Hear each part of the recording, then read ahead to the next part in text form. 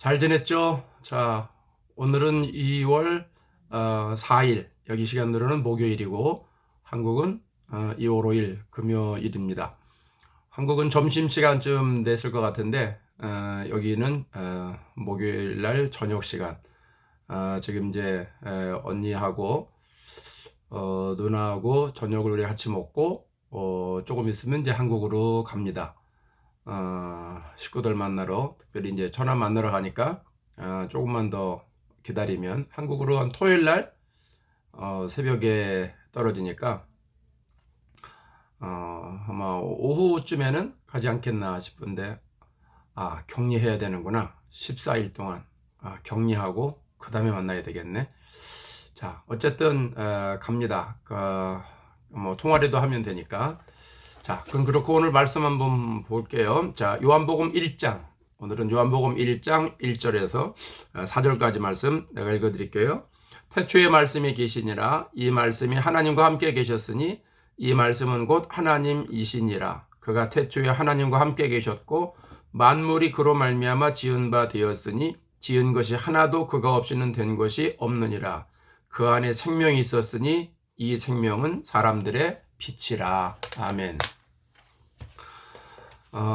사람은 하나님의 작품 중에 최고의 걸작품이에요. 하나님의 형상을 닮아서 만들었다고 우리가 얘기를 했는데, 내가 첫날부터 계속 강조해서 얘기하는 게, 사람은 하나님과 우리 사이에 이게 통할 수 있는, 소통할 수 있는 유일한 창구라는 거죠. 세상의 다른 모든 피조물들은 하나님과 관계없이 살아가지만 우리는 하나님과 관계 있게 살아갑니다. 그래서 하나님이 사람을 만드시고 나서 창세기에 가면 그런 얘기를 해요. 복을 주시고 또 생육하고 번성하고 땅에 충만하라, 또 모든 생물을 다스리라, 이런 엄청난 권한을 우리들에게 주십니다. 근데 이 복이라고 하는 개념이 뭐냐 하면 원어로는 바라크라고 하는데, 이게 무슨 말이냐면 무릎을 꿇다, 또 찬양하다, 이런 뜻이에요. 그러니까 무릎을 꿇고 하나님을 찬양하는 거, 또 무릎을 꿇고 하나님을 경배하는 거, 그러니까 겸손한 마음으로 하나님을 찬양하고 경배한다, 이제 이런 뜻이죠. 그게 복이라는 거예요. 왜냐하면 생각해 보면 가장 중요한 것은 위로부터 내려오잖아요. 모든 것들은 하늘로부터 오는 거예요. 샌프란시스코 살을 때 거기 중국 사람들이 되게 많아요. 미국에서 가장 한인들이 많이 사는 지역이 LA고, 미국에서 중국 사람이 가장 많이 사는 데가 샌프란시스코입니다. 그 샌프란시스코에 살 때 중국 가게를 갔더니 그 벽에 복복자를 이렇게 딱 붙여놨어요. 이제 조금 더 있으면 구정이 되잖아요. 설날이 되는데 복복자를 반대로 이렇게 해서 뒤집어서 붙여놓은 거예요. 그래서 왜 저걸 이렇게 뒤집어 놨냐? 저 똑바로 붙여야 되는 거 아니냐 그랬더니 그 주인이 하는 말이, 복이 하늘에서 내려오기 때문에 그 복을 받으려고 복복자를 뒤집어서 붙여놨다는 거예요. 그래서 내가 속으로 알기는 잘한다, 그런 생각을 하고 온 적이 있는데, 모든 것들은, 중요한 것들은 다 하나님이 내려주셔야 된다는 거예요. 그래서 신앙적으로 얘기하면 신령한 것들이 하나님께서부터 내려오고, 또 기름진 것들이 다 하나님께로부터 내려오는 거예요. 사실은 땅에서부터 모든 게 되는 줄 알지만, 하늘에서 햇빛이 안 내려오면, 하늘에서 바람이 안 불면, 하늘에서 비가 내리지 않으면 이 땅에서는 곡물들이 자랄 수가 없는 거죠. 그래서 중요한 것은 하늘에서부터 내려온다. 그걸 우리가 알고 있어야 됩니다. 그래서 하나님이 우리들을 만드시고 나서 우리들이 잘 살기를 원하신 거예요. 하나님만 섬기면서 하나님을 찬양하고 하나님을 경배하고, 사나 죽으나 우리가 다 주의 것이다 하는 마음 가지고 하나님께 영광 돌리는 인생을 살기를 원하셨던 거죠. 그런데 사람들이 그것을 이루지 못하죠. 그래서 하나님이 동산 중앙에 선악을 알게 하는 나무, 보통 선악과라고 말하는데, 또 생명나무를 두고 중심에 두구를 놓고 모든 것은 다 따먹어도 되지만 선악과는 따먹지 말아라. 선악을 알게 하는 나무의 열매는 따먹지 말아라. 이거 먹으면 너 죽는다, 이제 이렇게 얘기를 했어요. 그거는 선악과를 우리가 영어로 애플이라고 그러는데, 그래서 이 남자들 요 목젖 요걸 영어로 아담스 애플 이렇게 얘기하잖아요. 그 의사들이 이제 요걸 아담스 애플이라고 얘기를 했는데, 그 하나님이 이 사과 나무에다가 열매에다가 독을 집어넣고 요거는 독 있는 거야, 따먹지 말어, 먹으면 너 죽어, 이런 개념으로 얘기하신 게 아니라, 하나님이 사과나무는 하나의 예를 들어서 설명하시는 거고, 내가 이야기하는 말을 너는 듣고 살을래? 아니면 네 마음대로 살을래? 하나님이 그걸 얘기를 하시는 거예요.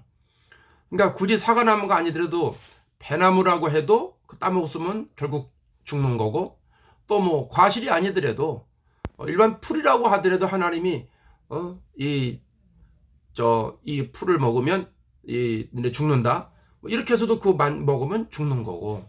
그러니까 하나님의 말씀은 뭐냐면, 사과를 따먹었느냐 안 따먹었냐 그 얘기는 뭐냐 하면, 하나님 말씀대로 우리가 살아가느냐, 말씀대로 순종하느냐, 아니면 내 인생은 내 거니까 내 마음대로 내가 살아가느냐, 이제 그것을 네가 결정하라. 너에게 의지를 내가 줬으니까, 너를 인격체로 만들었으니까 네가 그것을 결정해라. 하나님이 그걸 얘기를 해 주신 거예요. 그런데 이제 그 공간을 마귀가 뚫고 들어오죠. 그래서 마귀가 하와에게 와서 유혹을 합니다. 야, 그거 먹지, 괜찮아. 그거 먹어도 괜찮아. 그거 먹으면 니네 눈이 밝아져가지고 하나님하고 똑같이 될 것 같으니까 하나님이 그걸 예방하시려고 그러는 거야. 그러니까 먹어도 괜찮아. 뭐 이렇게 해서 이제 꼬시게 됩니다. 결국 그 얘기를 들으니까 그럴듯해 보이는 거죠. 그 성경에는 보암직하고 먹음직하고 탐스럽게 할 만큼 보였다고 얘기를 합니다. 그러니까 그럴듯한 얘기를 들으면 솔깃해가지고 사람들이 이제 그 말을 듣습니다. 보통 예전에도 보면 교통사고가 딱 나면 그때는 어느 정도 해결이 되는데, 하루 지나고 나면 딴 사람들이 와가지고 뭐라고 그러죠. 아, 나도 그런 거 해봤는데 이렇게 하면 더 많이 받을 수 있어. 이렇게 하면 더 많이 받을 수 있어. 이제 그런 얘기 자꾸 들으니까 솔깃해가지고 나중에 말이 바뀌는 경우도 종종 있잖아요.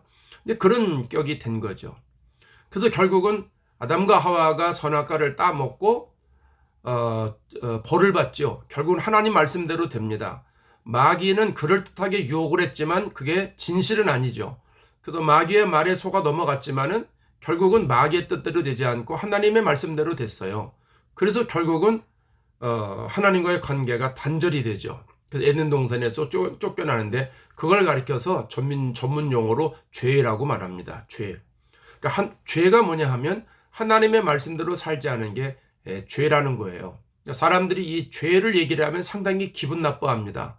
내가 뭐 이렇게 큰 죄를 저질렀다고, 그건 내가 따먹은 것도 아닌데, 그 뭐 아담이 따먹은 거를 왜 그게 나한테까지 오느냐, 뭐 이렇게까지 얘기를 하는데, 그걸 이제 DNA라고 그러잖아요. 과학적으로 DNA.